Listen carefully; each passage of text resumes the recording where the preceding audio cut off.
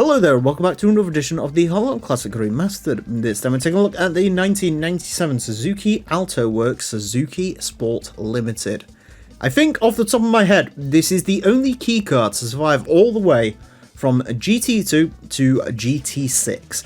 It even survived in Gran Turismo 3, where many keycards met their maker and then would come back in GT4, but not this one. It was even in GT3. I think it was this and the Daihatsu Mira was the two key cars in that game, although the Mira was a different Mira to the one that's actually in this game, so this one is the one that survived.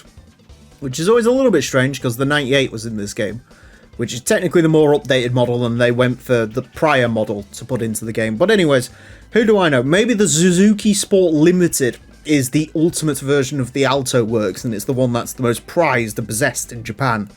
I mean, in terms of what does the Suzuki Sport Limited actually get you? No idea. On the base car, it gets you side graphics. It certainly doesn't get you more power, I'll tell you that, because it's a key car.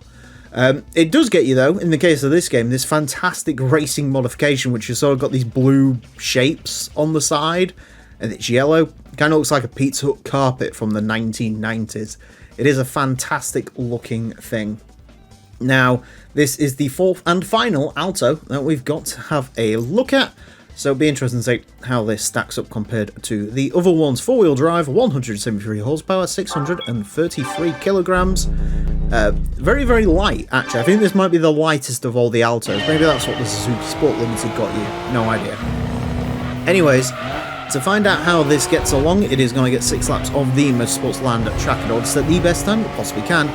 Current leader is the Suzuki Cultus Pikes Peak version. That car set a time of a 26.540. The Suzuki Alto Works Suzuki Sport Limited is unlikely to beat that, obviously. I mean, if this was real life, maybe this would be quite a fun car to drive around the go-kart track and would, in all honesty, probably be the quickest. But this is Gran Turismo, and as we all know, Gran Turismo does not stand for realism, although it does stand for the real driving simulator, but it definitely isn't, as we found out multiple times during these episodes. In case of where the Alto Works is gonna end up, the other Alto Works went as follows. The 97 RSZ set a time of a 32.3, the 90 set a time of a 32.088, and the 98 set a time of a 31.7.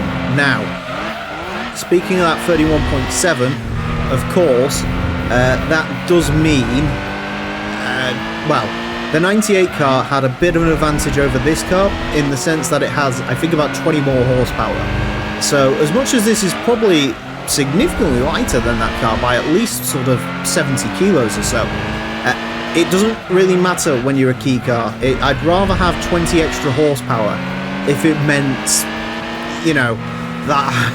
I'd rather have 20 extra horsepower if it meant having a little bit of extra weight, to be honest, because that's the one thing these cars are lacking, is power.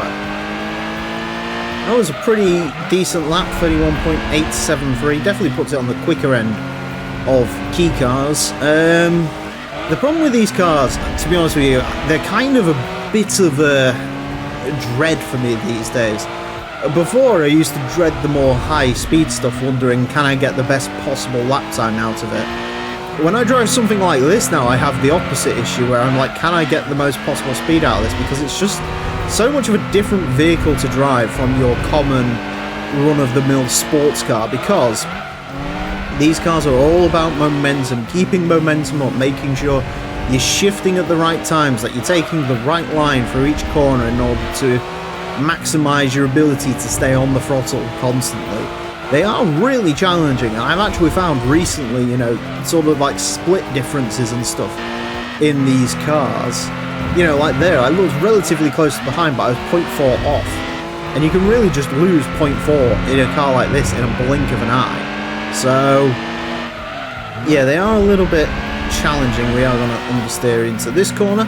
That's the other problem as well. They're a little bit, you know, it's about getting as close to the limit as you possibly can be, and in these cars, when you step over the limit, you just get understeer, and that sort of kills your fun right there and then. So, yeah, not a bad session for the Suzuki I don't think it's as quick as the 98, as mentioned. I think being 0.2 off is actually pretty good. I'd say I got a pretty good run in there. I'm sure the splits are going to tell me that I probably could have been quicker, but I don't know. I don't think you could be significantly much quicker in that. Jesus, I don't know what I did on Sector 3 on that lap, but apparently it was loads quicker. But then again, Sector 2 was longer, and as we sort of spoke about, you know, Sector 3 technically starts just after that bend, so if you take a slower line into Sector 2 and come out quicker, then it can speed up your Sector 3, but mess up your Sector 2. A bit of a weird one, but yeah, I'll take that. It's not bad, let's put it that way.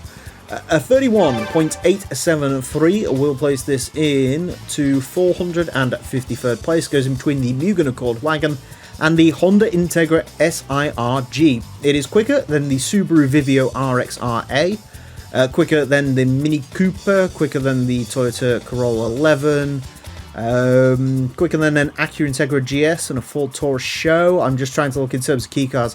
I mean, in terms of keys, the only thing really quicker than this is the Daihatsu Mira Aero package, the TR4 wheel drive, the Daihatsu Move, which I suppose is a bit of a worry, but again, that Move had 20 more horsepower than this.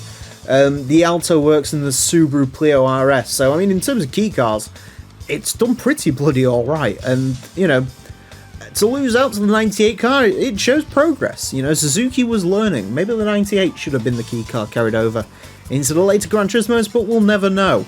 But yeah. Anyways, that's it for this episode. Thank you all very much for watching. Join me next time when I'll be driving something completely different. Until then, farewell.